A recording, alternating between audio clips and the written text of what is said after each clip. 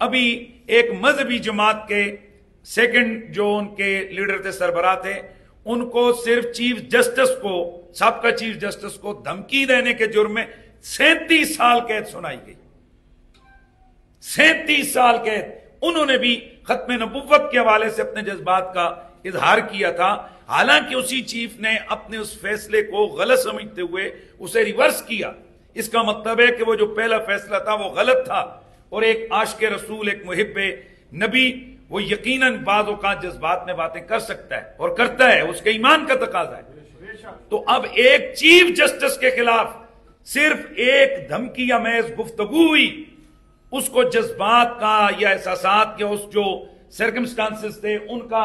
Benefit نہیں دیا گیا، اور اس بندے کو 37 سال کے لیے سزا سنا دی گئی عدالتوں نے۔ تو میں پوچھنا چاہتا ہوں کہ جہاں ڈی این اے پازیٹیو آ رہے ہیں، باقی تمام چیزیں، تمام ایویڈنسز 100% جناب وہ پورے ہیں، تو اس کے باوجود جب ان کو چھوڑیں گے تو پھر بتائیں یہ پاکستان اب کدھر، آپ مطلب کیا چاہتے ہیں ہم لوگ کیا کریں، کدھر جائیں؟ یہاں پھر یہی ہے جس طرح راؤ صاحب نے کہا ہے کہ یہ جج نائل ہیں، جس جج کو رسول اللہ کی ناموس اور رسول اللہ کی عزت کی پرواہ نہیں ہے، اس جج کی عزت کی کسی کو پرواہ نہیں ہے۔ اس جج کی کیا عزت ہے کہ جسے رسول اللہ کی عزت کی پرواہ نہیں ہے؟ ایسے ججوں کو ان سیٹوں پر نہیں ہونا چاہیے، اور ہم اعلیٰ عدلیہ یہ جو متعلقہ فارمز ہیں ان سے اپیل کرتے ہیں کہ ان ججوں کا احتساب کریں اور فل فور ان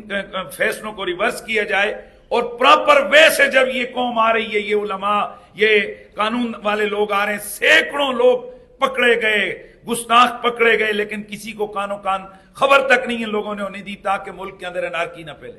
ملک میں لوگ روڈوں پہ نہ آئے، سڑکوں پہ نہ آئے۔ ورنہ مجھے بتائیں کہ ایک بندے کا پتہ ہو کہ یہ گستاخ اس گھر میں رہتا ہے، تو بتائیں اس گھر کا کیا بنے گا، اس محلے کا کیا بنے گا؟ یعنی آپ خود چاہتے ہیں کہ پاکستان کا بچہ بچہ سر پہ کفن باندھ کے باہر نکلے؟ تو ہم اس تحریک کی، میں جو حاضر ہوا ہوں، ان کے اس قانونی، اخلاقی، شرعی اس مطالبے کی حمایت ہم لوگ کرتے ہیں کہ گستاخان رسول جن کو واقعتاً جن کی گستاخیاں ثابت ہوئی ہیں ان کو قانون کے راستے سے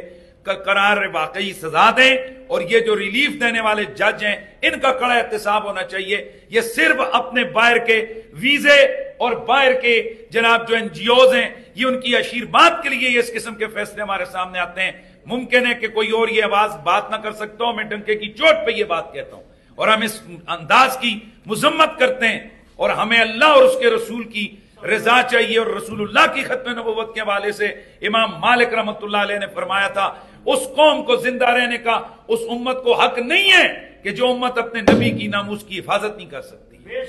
اس میں آپ تمام صحافی حضرات بھی، جس طرح ہمارا رائٹ ہے، ہمارا حق ہے، اتنا ہی آپ کا بھی حق ہے، اتنا ہی آپ کی بھی ذمہ داری ہے کہ اس آواز کو اٹھائیں، اور یہ جو پراپر راستہ ہے تاکہ اس کے ذریعے سے یہ معاملہ حل ہو۔